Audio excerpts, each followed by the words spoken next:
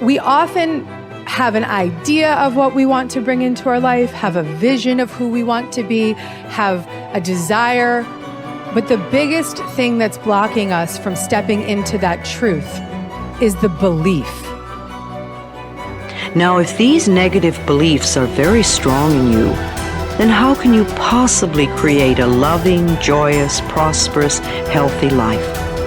Somehow your subconscious beliefs would always be contradicting you and making sure you do not obtain your goals.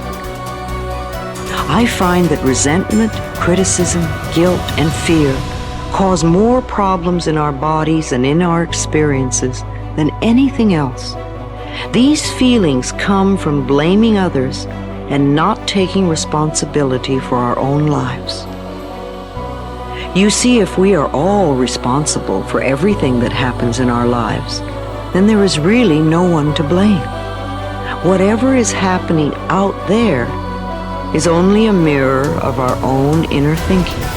When we have a problem, a difficulty, a struggle that is located inside, and we're looking for the solution outside, someplace outside of ourselves. It would be like going to the doctor and telling him all of your symptoms. And the doctor says, oh boy, you've got a lot of symptoms. And he starts writing out prescriptions. You need a prescription for this symptom, you need a prescription for that symptom.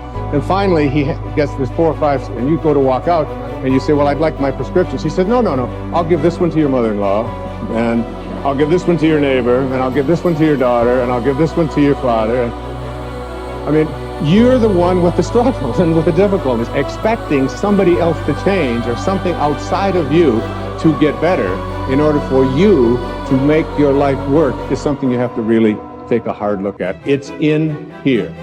We have to feel love for ourselves and love for life in order for us to have love in our life. And so then to instruct people how to teach their body emotionally how that future could feel like before it's made manifest. If they do it properly, their body as the unconscious mind begins to believe it's living in that future reality in the present moment. And they're beginning to signal new genes in new ways that begins to change their body to look like the event has already occurred. So we need new ways of thinking, new ways of living, and it comes down to something very simple. The most simple is about love.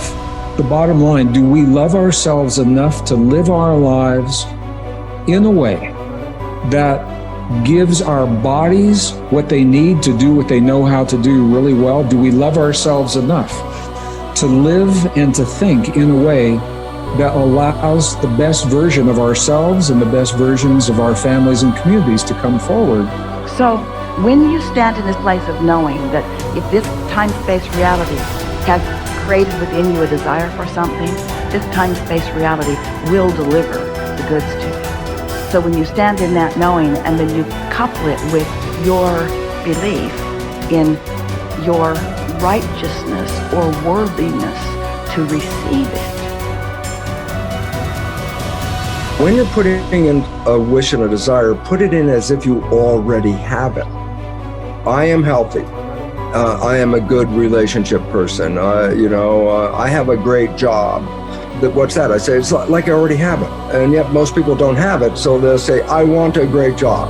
I want a great relationship. I want to be healthy. And I go, make a recording of those words. We just said that. I want to be healthy. Today, right now, Tuesday, we're going to make a recording. I say, now come back in 1 year and let's push the button on that recording. And we come back a year later and it says, I want to be healthy. I go, it's a whole year and you still want to be healthy? Still don't have it, right? You didn't say I am healthy. All you're emphasizing, I have a desire to be healthy. I want to be healthy. I have a desire to be healthy. And I go, you can have that desire the rest of your life. You're not going to get healthy. You want to be healthy, you say, I am healthy. But then you look and say, yeah, but in reality, I'm sick. And I go, no. The function of the mind is to take the program and turn it into reality. So if I am sick, but I put a program in, I am healthy, the mind looks, like, well, wait a second, the program is I am healthy, but the body is not healthy, so what's the function of the mind? Create health in the body. It doesn't change the program, it changes the body. And so the idea is this, every time we put a program in, it has to be as if you already have it, in spite of the fact you could be dying of cancer. I go, I am healthy. It sounds kind of weird. And I go, don't worry about it. Just put it on I am healthy, because once it is a program, the function of the mind is to manifest it as reality. Mm-hmm. That's the part. And so my little caveat, you brought it up, I'm emphasizing it, and that was simply this, that whatever you're downloading, you have to say it as if you already have it.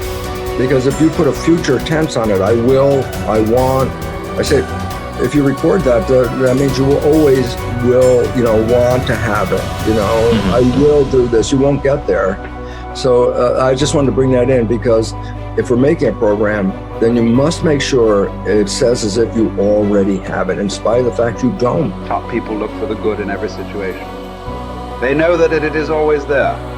No matter how many reversals and setbacks they experience, they expect to get something good out of everything that happens to them. They believe that every setback is part of a great plan that is moving them inexorably toward achieving the great success that is inevitable for them.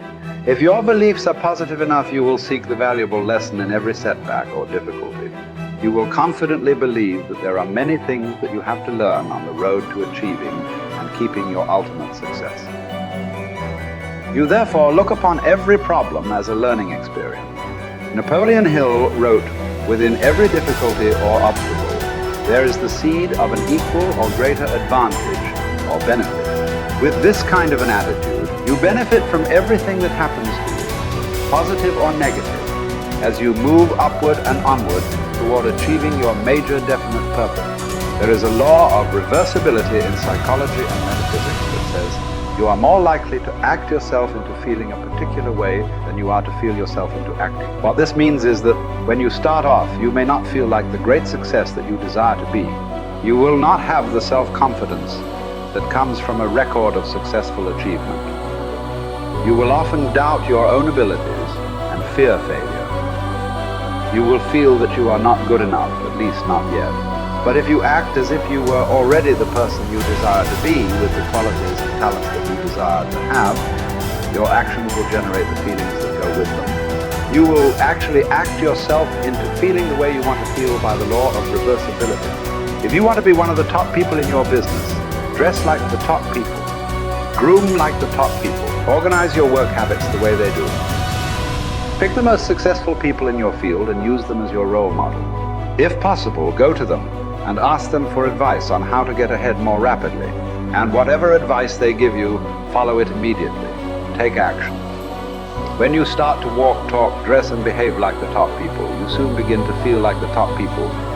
You will treat other people like the top people do. You will work the way the top people work. You will start to get the results that the top people get. In no time at all, you will be one of the top people yourself. It may be trite to say fake it until you make it, but there is a lot of truth to it. Your main job in life is to create the mental equivalent within yourself of what you want to realize and enjoy in your outer world. Your focus must be on creating the beliefs within yourself that are consistent with great success you want to be in your outer world. You achieve this by challenging your self-limiting beliefs, rejecting them, and then acting as if they did not exist. You reinforce the development of new life, enhancing beliefs by increasing your knowledge and skills in your field to the point where you feel equal to any demand or challenge. You accelerate the development of new, positive beliefs by setting bigger and more exciting goals in every area. Finally, you act continually as if you were already the person that you desire to be. Your aim is to reprogram your subconscious mind for success by creating the mental equivalent in everything you do or say. Momentum develops the mindset. Momentum conditions the mind to confidence. Like just moving forward every day, even a small thing. If you just said, every day I'm gonna do 3 things to move my life forward, and you just did those 3 things every single day. Today I'm gonna do these 3 things to move my life forward. It could be sending an email, calling somebody, having that prospect meeting. It could be as simple as like, oh, okay, I'm gonna work towards this goal. I'm gonna finish this presentation. I'm gonna create this thing. Whatever it is for you, like do that thing. Maybe it's like, oh, today I'm gonna work out today. Great, you worked out. Your mind goes, I said I was gonna work out, I worked out. I developed a little more confidence because you were congruent with your intentions. See, action is what makes us congruent with our intentions, right? That old thing you've heard me say, if you've been studying my work for a long time, intention without initiative is just sorry hopes. It really is. Intention without initiative is just sorry hope. You have to apply yourself again. And I know you already know this. Listen, a lot of people watching this, you're already a confident person. Okay, what's the next level of action that will raise you up to the next level of success? What's the next level of action and bold decision making that will change your life? I know you might already be a confident person, so what's your next level of action? Well, Brendon, I already feel confident going up and talking to a person. Great, now go up and talk to 4 people. Good job. Okay, well, Brendon, I already feel good, trying to put out this message. Great, do it again, be more vulnerable. Oh, Brendon, I already feel good, I started the business and I built to this. Great, double the business, let's see you do it. So when you challenge yourself to take actions that are a little bit outside your pay grade, a little bit outside your comfort zone, and you actually follow through, congruence comes in and you go, I set that intention, it was hard, I took the challenge, and I made it happen. That's it. That's really, truly it.